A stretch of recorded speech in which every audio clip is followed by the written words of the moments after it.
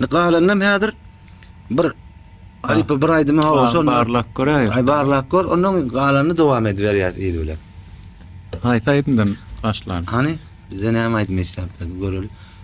Gözleriň senin.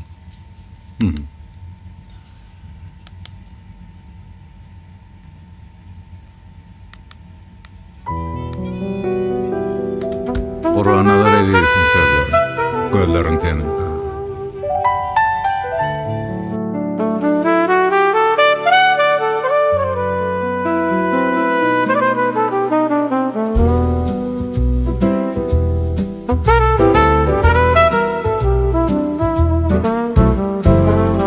Qara saçlaň dökülüp örtenine yüzüňi, men saçlaryň üstünden öpdüm ala gözüňi.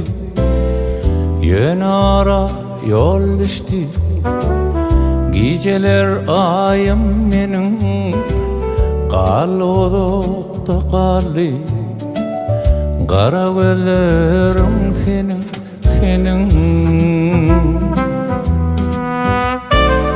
şatlygy gamy bilen aýlanyp dur goja şahar, onuň özüne ýetip alada derdi bar. Bir maksadym ýeňletmek agyr derdini onuň, üç verdim şu işimde. Qara gözleriň seni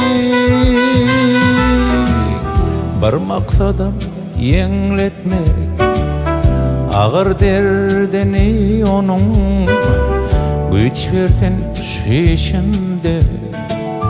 Qara gözleriň